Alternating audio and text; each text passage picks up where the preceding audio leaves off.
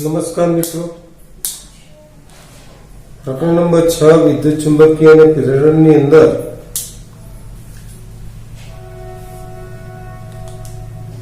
આપણે આનાથી અગાઉના લેક્ચરમાં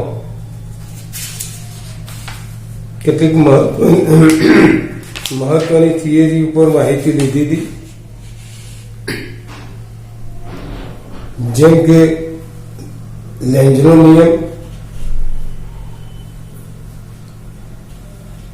પછી ગતિકીય વિદ્યુત ચાલક બળ.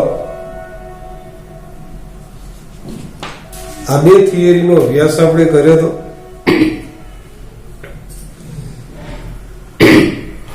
એની અંદર મિત્રો બંને મહત્વની થિયરીમાં ગતિકીય ઈએમએફ જ્યારે ચુંબકીય ક્ષેત્રમાં આપણે શોધતા હોઈએ ત્યારે આ સમાન ચુંબકીય ક્ષેત્ર કે જે પુસ્તકના પાનને અંદર તરફ જતી દિશામાં છે, એમાં આપણે યુ આકારની વાહક તારની ફ્રેમ PQRS લીધી, જ્યાં PQ એક વાહક સળિયો છે અને V વેગથી આપણે ગતિ કરાવતા હતા, ત્યારે એની અંદર જે ઈએમએફ ઉદ્ભવતું હતું એ ઈએમએફ E બરાબર BL V જેટલું હતું. મિત્રો ખૂબ જ મહત્વની આ થિયરી છે. સૌપ્રથમ જ્યારે સળિયા PQ ને આપણે કોઈ એક જગ્યા ઉપર સ્થિર રાખીએ ત્યારે એનું જે ક્ષેત્રફળ છે એ ક્ષેત્રફળ અને ચુંબકીય ક્ષેત્રને કારણે ફ્લક્સ રચાય, પણ એ ફ્લક્સમાં ફેરફાર થતો ન હતો. જ્યારે આપણે સળિયાને V વેગથી ગતિ કરાવતા હતા, જેમ જેમ દૂર લઈ જઈએ કે નજીક લઈ જઈએ એમ એના ક્ષેત્રફળમાં ફેરફાર થતો હતો. પરિણામે અંતર બદલાય, x બદલાતો હતો, L તો અચળ રહે. x બદલવાને કારણે એનો ક્ષેત્રફળ બદલાય, ક્ષેત્રફળ બદલાતો એની સાથે સંકળાયેલા ફ્લક્સમાં ફેરફાર થાય અને પરિણામે એની અંદર E બરાબર BL V જેટલું વિદ્યુત ચુંબકીય પ્રેરણ EMF ઉત્પન્ન થતું હતું. મિત્રો અહીંયા આગળ તમે જાણો છો કે આ સળિયાને આપણે વાહકતાની બે ભુજાઓ વચ્ચે V વેગથી ગતિ કરાવીએ છીએ અને V વેગથી ગતિ કરાવવાને કારણે સળિયાની અંદર EMF પ્રેરિત થાય છે, એટલે કે વિદ્યુત ઉર્જા મળે છે. એનો અર્થ એ થયો કે આપણે અહીંયા આગળ કોઈ એક ઉર્જા વાપરીએ છીએ, સામે છેડે આપણને ઉર્જા વિદ્યુત ઉર્જા પ્રાપ્ત થાય છે. ઉર્જા સંરક્ષણના નિયમ પ્રમાણે આપણે જેટલી ઉર્જા વાપરી હોય એટલી જ ઉર્જા સામે છેડે આપણને મળવી જોઈએ. પહેલા તો આપણે એ સમજીએ કે આપણે કઈ ઉર્જા વાપરી. તો અહીંયા આગળ આપણે સળિયા પર બળ લગાવી સ્થાનાંતર કરાવીએ, કાર્ય થાય, એકમ સમયમાં કાર્ય થાય એટલે પાવર. મતલબ કે આપણે એમાં યાંત્રિક ઉર્જા નો ખર્ચ કરીએ છીએ અને સામે છેડે આપણને પછી વિદ્યુત ઉર્જા પ્રાપ્ત થાય છે. તો ઉર્જા સંરક્ષણના નિયમ પ્રમાણે બાહ્ય બળ વડે અપાતો જે પાવર છે તે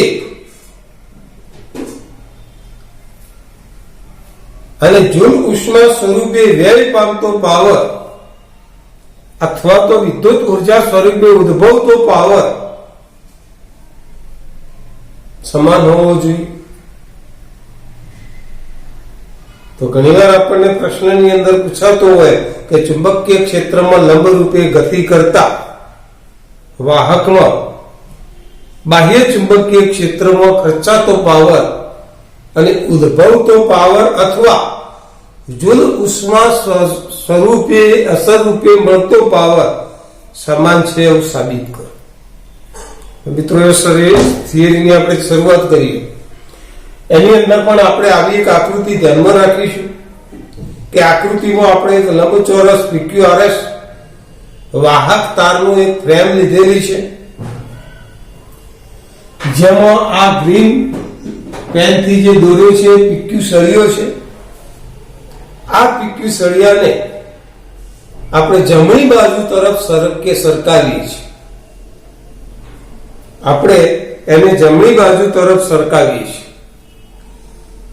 મિત્રો, હવે આપણે આ થિયરીની શરૂઆત કરીએ કે ધારો કે આ વાહક જે સળિયો છે એ વાહક સળિયાને દરેક વાહકને પોતાનો અવરોધ છે. તો આપણે એવું ધારી લઈએ કે આ પીક્યુ સળિયાનો જે અવરોધ છે એ આર જેટલો છે. તો પછી પીએસ નો અવરોધ હોય, એસઆર નો અવરોધ હોય, આરક્યુ નો અવરોધ હોય, આ બધા શ્રેણી જોડાણમાં છે. પરંતુ આપણે સરળતા ખાતર એવું માની લઈએ કે પીએસ, એસઆર અને આરક્યુ નો અવરોધ છે ખરો, પણ એ ખૂબ જ નાનો છે, અવગણ્ય છે. આર ની સાપેક્ષમાં આ બધા અવરોધો ખૂબ જ સૂક્ષ્મ છે, એટલે એને આપણે અવગણી દઈએ છીએ. મિત્રો, હવે આપણે જાણીએ છીએ કે જ્યારે આપણે આ સળિયાને બે ભુજા ઉપર સરકાવીએ છીએ ત્યારે એની અંદર ઉત્પન્ન થતું જે ઈએમએફ છે એ બીએલવી છે. મિત્રો, ઈએમએફ ને બીજા પાસાની અંદર આપણે વોલ્ટેજ પણ કહી શકીએ, ખાલી સમજવા ખાતર. સળિયાના બે છેડાએ ઉદ્ભવતું આ ઈએમએફ અથવા વોલ્ટેજ બીએલવી છે. હવે આપણે એ જાણવું છે તો કે એની અંદર પસાર ઉદ્ભવતો પ્રવાહ કેટલો. મિત્રો, ઓહમનો નિયમ તમે ભણ્યા છો કે R બરાબર V ભાગ્યા I. તો I is equal to V upon R. જો હું આ સમીકરણની બંને બાજુ R વડે ભાગી દઉં છું તો E upon R અથવા V upon R એના બરાબર સ્મોલ r અવરોધ, એટલે આ સ્મોલ r પીક્યુ તારનો અવરોધ R છે એવી આપણે અહીંયા આગળ ધારણા કરી છે. તો એનો જે પ્રવાહ આવશે એ BLV upon R જેટલો હશે. સમીકરણ નંબર 1. આ સમીકરણ નંબર 1 એની બંને બાજુ આપણે અવરોધ વડે ભાગ્યું એટલે પ્રવાહ મળ્યો. હવે આ પ્રવાહધારિત સળિયો L લંબાઈનો અને I પ્રવાહધારિત સળિયો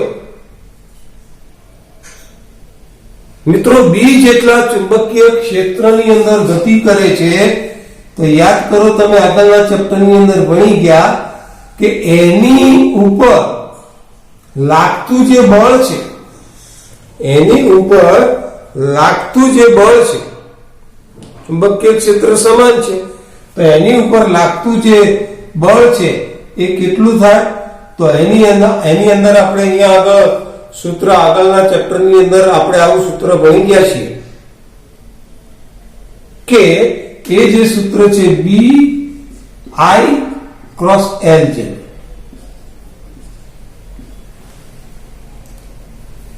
I ક્રોસ L, તો એના આધારે મિત્રો અહીંયા આગળ I અને L એ પરસ્પર લંબ છે, એટલે ફાઇનલ સૂત્ર આપણને આવું મળે BIL sin થીટા, પણ થીટા નહીં.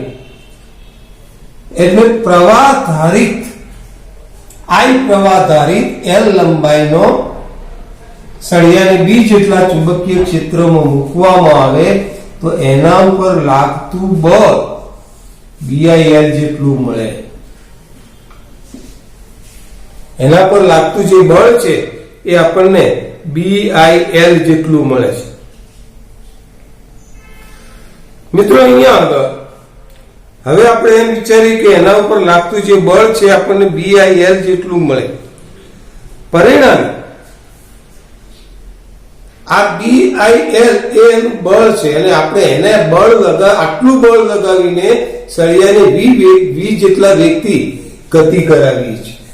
આગળ આપણે આ ઇક્વેશનને વિચારીએ તો અહીંયા આગળ B, તમે I પ્રવાહ શોધ્યો કેટલો, BL V/R અને IL. એનો અર્થ એ થયો કે આ જે બળ થશે એ B² L² V/R. મિત્રો 11મા ધોરણમાં તમે ભણી ગયા હશો કે જ્યારે કોઈ પણ પદાર્થ ઉપર આપણે બાહ્ય બળ F લગાવીએ ત્યારે એ પદાર્થ બળ લગાવવાથી V જેટલો વેગ પ્રાપ્ત કરે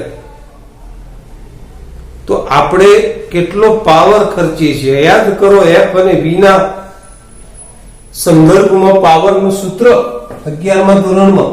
તો જો આપણે F બળ લગાવતા હોઈએ અને આ સળિયો V જેટલો વેગ પ્રાપ્ત કરતો હોય તો એ પાવર P બરાબર F * V જેટલું મળે. હવે અહીંયા આગળ આ B² L² V/R ગુણ્યા V. પરિણામે બાહ્ય બળ વડે B² L² V/R બાહ્ય બળ વડે ખર્ચાતો પાવર, આને આપણે સમીકરણ એ કહી. તો હાલ આપણે જે ઘટના આપણે શોધી છે એ બાહ્ય બળ વડે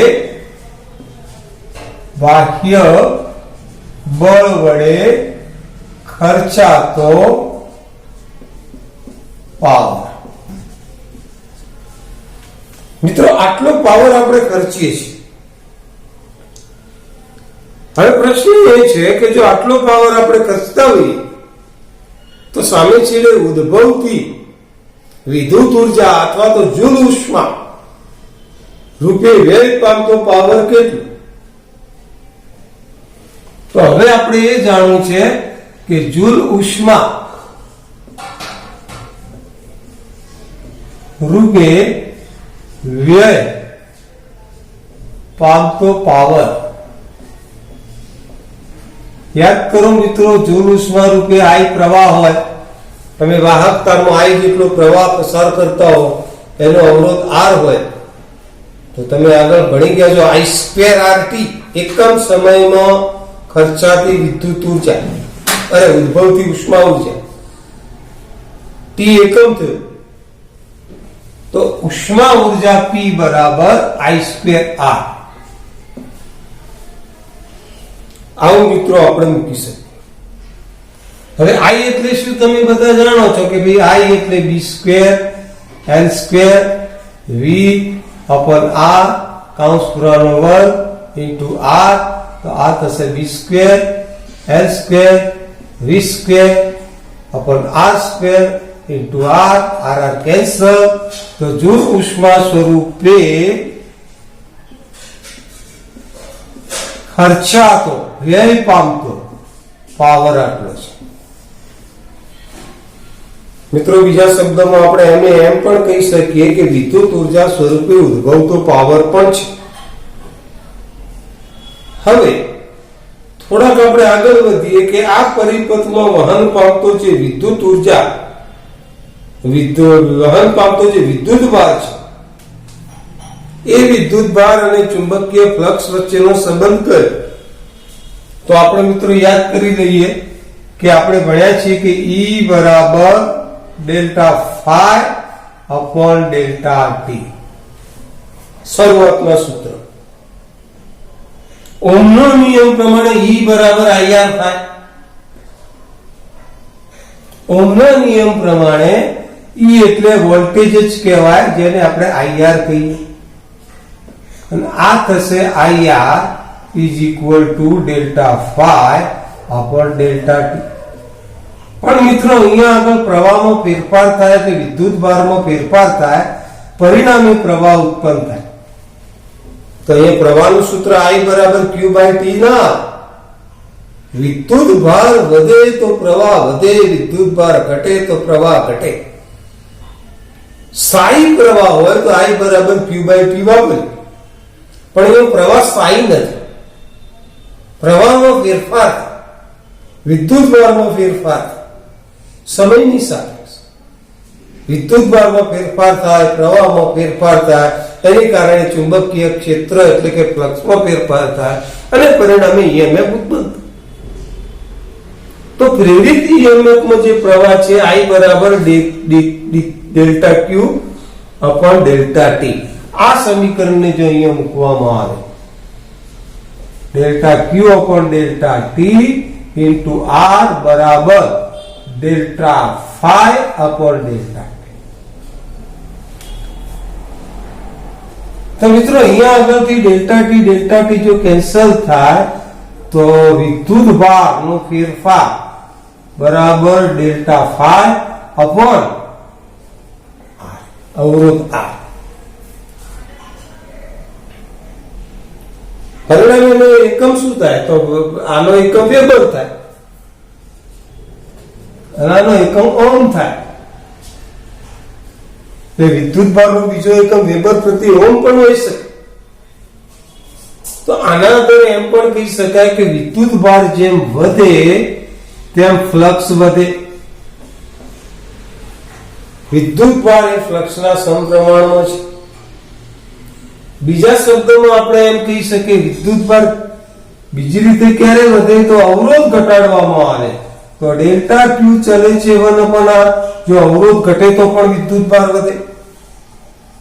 તો આ પ્રમાણે અહીંયા આગળ બે પ્રશ્નોની મેં ચર્ચા કરી. પહેલો પ્રશ્ન એ છે કે ચુંબકીય ક્ષેત્રને લંબ રૂપે ગતિ કરતા વાહકમાં બાહ્ય બળ વડે વપરાતો પાવર અને જૂલ ઉષ્મા સ્વરૂપે વેડફાતો પાવર સમાન છે એવું સાબિત કરો. બીજો પ્રશ્ન એમ છે કે પ્રેરિત વિદ્યુત ભાર એ ચુંબકીય ફ્લક્સના ફેરફારના દર પર આધારિત નથી. દર પર એટલે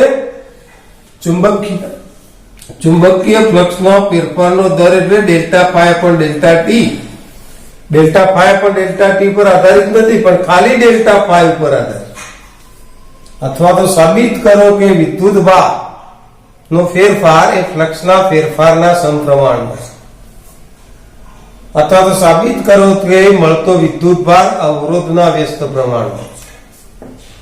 આ બે પ્રશ્નોની માહિતી આપણને અહીંયા આગળ મળી.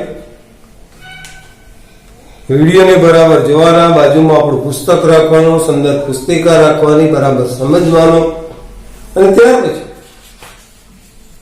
આ પ્રશ્નને તૈયાર કરવા માટે આપણે પ્રયત્ન કરવો. હવે આપણે એના પછીનો બીજા મુદ્દાની ચર્ચા કરીએ. પણ એના પછીનો જે બીજો મુદ્દો આવે છે 6.8. જેનું હેડિંગ શું છે? ઘુમરી પ્રવાહ. મિત્રો એના ઉપર આપણે ચોકડી મારી દઈશું બોર્ડ માટે. ચાલુ સાલે બોર્ડમાંથી કેટલાક મુદ્દાઓને કેન્સલ કરવામાં આવ્યા છે કે જેને પરીક્ષામાં પૂછવાના નથી. તો 6.8 ઘુમરી પ્રવાહ એને આ સાલ માટે કેન્સલ કરે છે. અને ઘુમરી પ્રવાહ એને આપણે કોઈ વાંચવાની જરૂર નથી. મતલબ કે ઉપર સલ્લું ખાલી નજર મારવી હોય તો મારી દેવાનું, પણ એ એટલું મહત્વનું પણ નથી પુસ્તકની. આગળના જે પ્રશ્નો મેં બે કીધા એ મહત્વના છે. હવે 6.8 કેન્સલ છે. ધ્યાન રાખજો. 6.9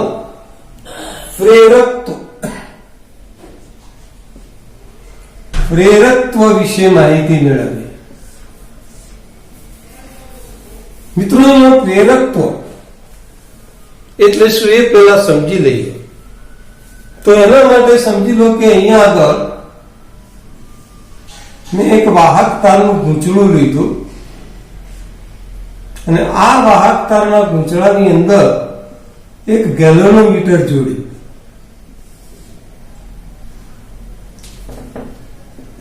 એક જ અક્ષ ઉપર રહે એવી રીતે અહીંયા આગળ મેં બીજું એક વાહક તારનું ગૂંચળું લીધું.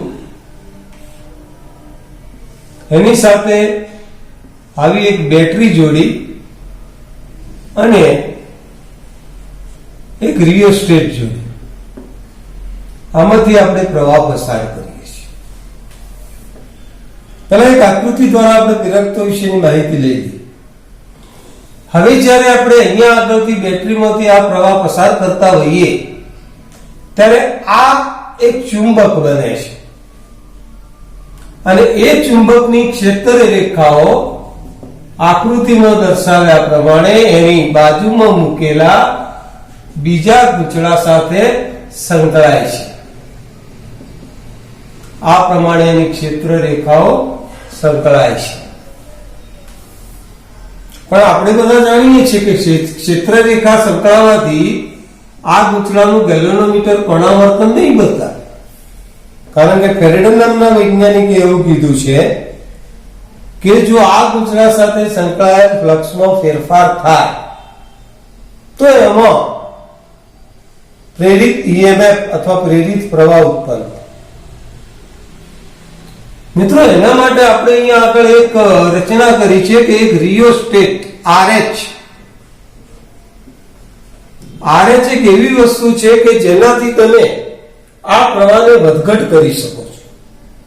વધારે કરી શકો, ઓછો કરી શકો, એના ઉપર સ્લાઇડર આગુ પાછું કરો તે પ્રવાહ વધે ઘટે. તો આપણે આ ગૂંચળાના રિયોસ્ટેટના સ્લાઇડરની મદદથી ધીમે ધીમે પ્રવાહ વધારતા જઈએ. પ્રવાહ વધતો જશે એમ આનું ચુંબકીય ક્ષેત્ર વધતું જશે. આની સાથે સંકળાતી ક્ષેત્ર રેખા વધશે, ફ્લક્સ વધશે, ફ્લક્સમાં ફેરફાર થશે અને પરિણામે અહીંયા આગળ ગૂંચળું કોણાવર્તન દર્શાવશે. તો મિત્રો, આની અંદર શું થયું કે એક ગૂંચળાની અંદર વિદ્યુત પ્રવાહમાં ફેરફાર કરવાથી એની બાજુમાં મૂકેલા બીજા ગૂંચળા સાથે સંકળાયેલ ફ્લક્સમાં ફેરફાર થાય છે અને પરિણામે એની અંદર પ્રેરિત ઈએમએફ ઉત્પન્ન થાય છે. મિત્રો, આ ઘટનાને આપણે પ્રેરકત્વ કહીએ છીએ, પણ આ ઘટના જે છે એને આપણે અન્યોન્ય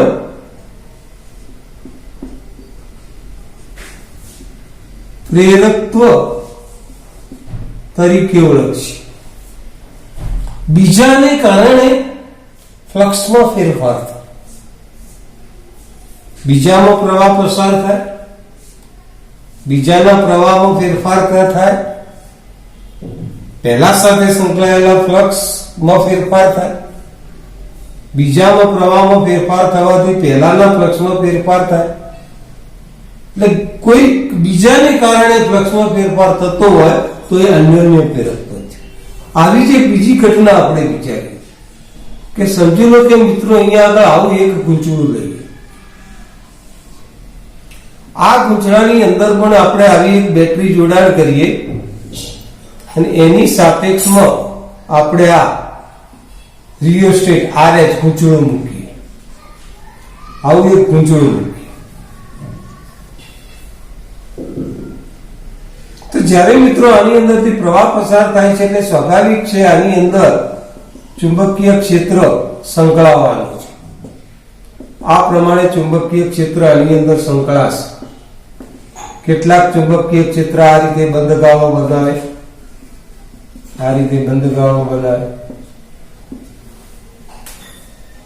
પણ ફ્લક્સ આ જ ગૂંચળા સાથે, આ જ ગૂંચળામાં પ્રવાહ પસાર કર્યો, એની અંદર જ ચુંબકીય ક્ષેત્ર એટલે કે ફ્લક્સ સંકળાય. હવે જો આ જ પ્રવાહમાં ફેરફાર કરવામાં આવે તો આ જ ગૂંચળામાં ફ્લક્સમાં ફેરફાર થશે અને આ જ ગૂંચળામાં પ્રેરિત ઈએમએફ થશે. પોતાની જાતે, પોતાની અંદર, પોતાની મેળ પ્રવાહ પસાર થાય, પ્રવાહમાં ફેરફાર થાય, ફ્લક્સ સંકળાય, ફ્લક્સમાં ફેરફાર થાય અને પોતાની અંદર ઈએમએફ ઉત્પન્ન થાય. તો આને પણ આપણે આત્મપ્રેરકત્વ કહીએ છીએ, પણ આ પ્રેરકત્વને આપણે આત્મપ્રેરકત્વ એવું નામ આપીએ છીએ. તો પ્રેરકત્વ બે પ્રકારના છે, અન્યોન્ય પ્રેરકત્વ અને આત્મપ્રેરકત્વ.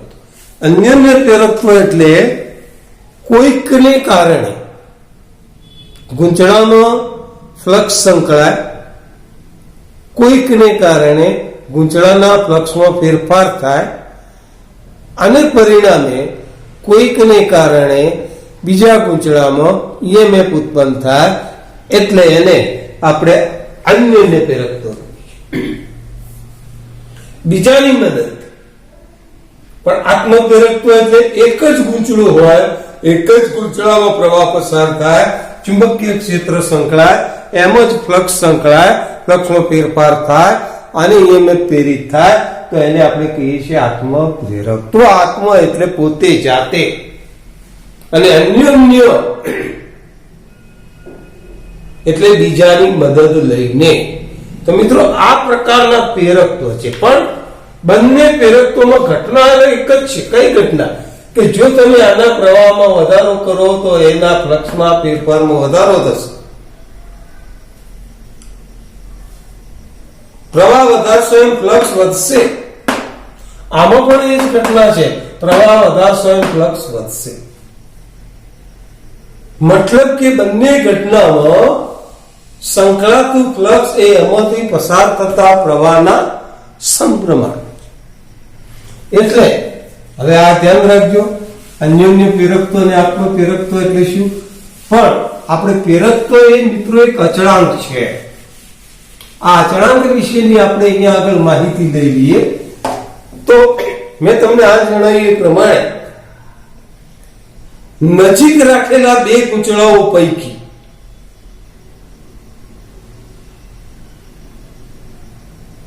પહેલી આકૃતિ, નજીક રાખેલા બે ગૂંચળાઓ પૈકી એક ગૂંચળા સાથે પહેલા ગૂંચળામાં પ્રવાહ પસાર કરો તો બીજા ગૂંચળા સાથે ફ્લક્સ સંકળાય, ફ્લક્સમાં ફેરફાર થાય અને પ્રેરિત ઈએમએફ ઉત્પન્ન થાય, પ્રેરિત પ્રવાહ ઉત્પન્ન. અથવા કોઈ એક જ ગૂંચળા સાથે કોઈ એક જ ગૂંચળામાં પ્રવાહ પસાર થાય, ફ્લક્સ સંકળાય, ફ્લક્સમાં ફેરફાર થાય અને પ્રવાહ ઉત્પન્ન. નજીક રાખેલા બે ગૂંચળામાંથી કોઈ એક ગૂંચળા સાથે ફ્લક્સ સંકળાય, ફ્લક્સમાં ફેરફાર થાય અને પ્રવાહ ઉત્પન્ન. અથવા એક જ ગૂંચળા ફ્લક્સ સંકળાય, ફ્લક્સમાં ફેરફાર થાય અને પ્રવાહ. આ બંને કિસ્સાઓમાં મહત્વની બાબત, બંને કિસ્સાની અંદર જે પ્રવાહ પ્રેરિત થાય છે, બંને કિસ્સામાં પ્રેરિત થતો પ્રવાહ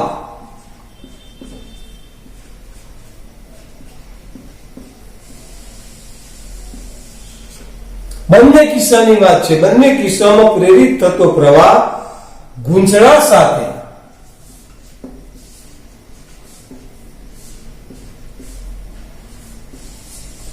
સંકળાયેલા ફ્લક્સના સમપ્રમાણ છે.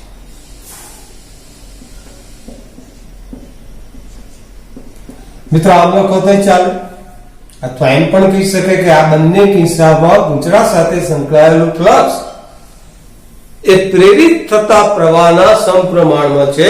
અને પરિણામે મિત્રો આપણે આવું લખી શકીએ કે φb ચલે છે. અને જ્યારે પ્રવાહમાં ફેરફાર થાય ત્યારે ફ્લક્સમાં ફેરફાર થાય. જેમ પ્રવાહમાં ફેરફાર થશે એમ ફ્લક્સમાં ફેરફાર થાય. dφ/dt ચલે છે di/dt. મિત્રો આની અંદરનો જે અચળાંક આવે છે φb, તો અચળાંક m i, આ m જે છે એ આત્મપ્રેરકત્વ નો એક અચળાંક છે. પણ ઘણીવાર મિત્રો ગૂંચળામાં n આંટા, એક આંટા સાથે સંકળાતું ફ્લક્સ φ હોય તો એવા n આંટા સાથે સંકળાતું ફ્લક્સ n φb થાય. એક આંટા સાથે સંકળાતું ફ્લક્સ φ અને ગૂંચળાને કુલ n આંટા હોય તો n આંટા સાથે સંકળાતું કુલ ફ્લક્સ એ પણ પ્રવાહના સમપ્રમાણમાં હોય.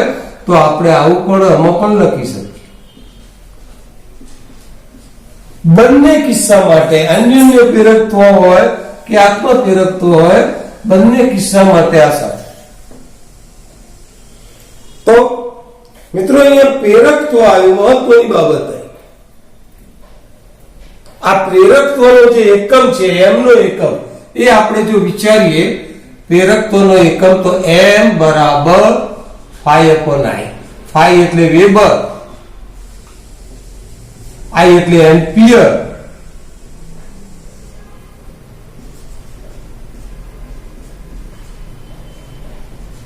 એનો તે થયો કે પ્રેરકત્વનો એક એકમ સૂત્ર પ્રમાણે આપણે વેબર પ્રતિ એમ્પિયર લઈશું. હજી નવા એકમો બનાવી શકાય. ફ્લક્સ ને તમે B × A મૂકો તો ફ્લક્સ બરાબર B × A મૂકો તો ચુંબકીય ક્ષેત્રનો એકમ ટેસ્લા, ક્ષેત્રફળનો એકમ મીટરનો વર્ગ ભાગ્યા એમ્પિયર, આ પણ પ્રેરકત્વનો એકમ થયો. અને એનો ખાસ મહત્વનો એકમ જે છે એને આપણે કહીએ છીએ હેનરી. પ્રેરકત્વનો એકમ મિત્રો હેનરી છે. પ્રેરકત્વનું પારિમાણિક સૂત્ર 12 - 22. 12 - 22 એટલે mLTA. આ 12, આ માઇનસ, આ -22. 12 - 22 mLTA ઉપર 12 - 22. મિત્રો જોસેફ હેનરી નામના વૈજ્ઞાનિકે આ પ્રેરકત્વની શોધ કરી, એટલા માટે એના માનમાં આપણે હેનરીનો એકમ આપીએ છીએ 12 - 22 એનો પરિમાણિક સૂત્ર છે. ફરીથી કહી દઈએ કે પ્રેરકત્વના બે પ્રકાર છે. કયા કયા? અન્યોન્ય પ્રેરકત્વ, બીજાને કારણે પહેલામાં પ્રેરિત પ્રવાહ ઉત્પન્ન થાય. આત્મ પ્રેરકત્વ, કોઈની મદદ લીધા વગર પોતાની જાતે પોતાની અંદર ફ્લક્સમાં ફેરફાર કરે અને પ્રવાહ ઉત્પન્ન થાય, તો એ છે આત્મ પ્રેરકત્વ.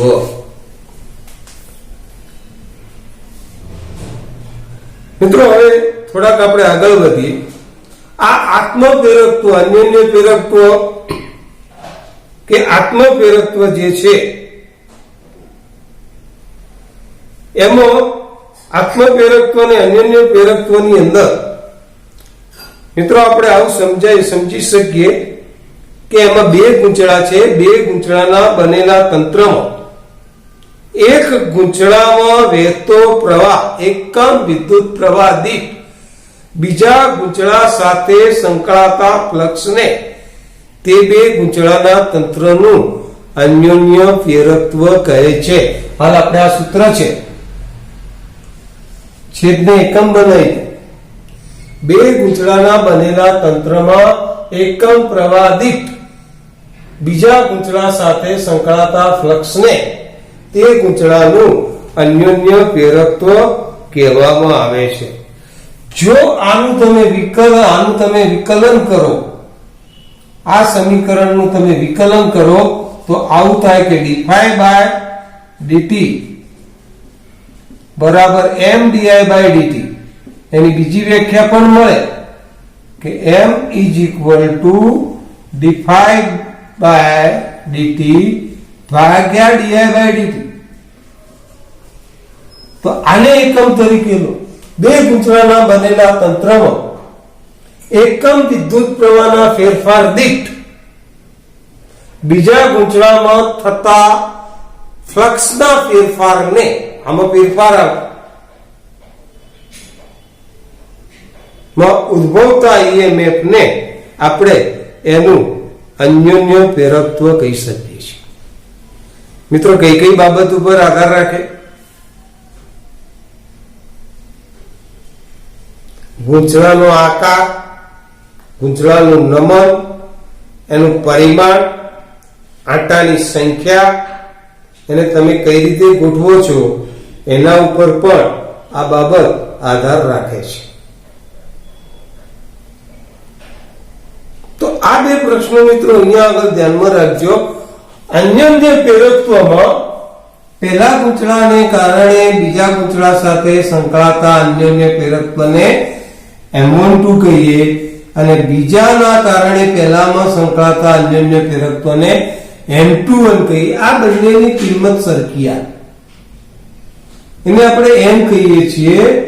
મિત્રો આ ઇક્વેશન જે આવ્યું M12 બરાબર M21 બરાબર M એને રેસિપ્રોસિટોરિયમ થિયરમ કહેવામાં આવે છે.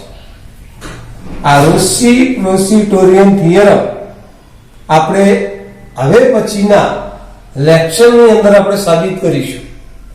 રેસિપ્રોસિટોરિયમ થિયરમ. પણ અહીંયા જે પ્રશ્નો આપણે ચલાયા એને ફરીથી એકવાર તમે નોંધ કરી લો. પહેલો પ્રશ્ન ચલાવ્યો કે ચુંબકીય ક્ષેત્રમાં લંબરૂપે ગતિ કરતા વાહકમાં ખર્ચાતો પાવર અને વેડફાતો પાવર, ઉષ્મા સ્વરૂપે વેડફાતો પાવર સમાન છે. બીજો પ્રશ્ન છે કે વિદ્યુત ભારનો ફેરફાર અને ફ્લક્સ વચ્ચેનો સંબંધ મેળવો. ત્રીજો પ્રશ્ન છે હાલ આપણે ચલાવ્યો પ્રેરકત્વ કોને કહેવાય અને કઈ કઈ બાબત પર આધાર રાખે છે એનો એકમ અને પારિમાણિક સૂત્ર આપો. તો આટલા ફરીથી 3 પ્રશ્નો આપણે એની અંદરથી તૈયાર કરી દેવાના છે. સાથે સાથે એક મહત્વનો એપ્લાઇડ પ્રશ્ન એમ હોય કે અન્યોન્ય પ્રેરકત્વની 2 વ્યાખ્યા. પહેલી વ્યાખ્યા મિત્રો આના ઉપરથી મળે અને બીજી વ્યાખ્યા આના ઉપરથી. પહેલી વ્યાખ્યા એટલે ઘણી વાર એવું પણ પૂછાય 2 ક્રમમાં કે અન્યોન્ય પ્રેરકત્વની 2 વ્યાખ્યાઓ લખો અને તે કઈ કઈ બાબત પર આધાર રાખે છે તે સમજાવો. તો આ પણ પ્રશ્ન આપણે તૈયાર કરી દઈશું. પણ હવે પછીના નેક્સ્ટ લેક્ચરની અંદર આપણે રેસિપ્રોસિટોરિયમ થિયરમ M12 બરાબર M21 સાબિત કરીશું અને આત્મ પ્રેરણ વિશે થોડીક માહિતી લઈશું હવે પછીના નેક્સ્ટ લેક્ચર.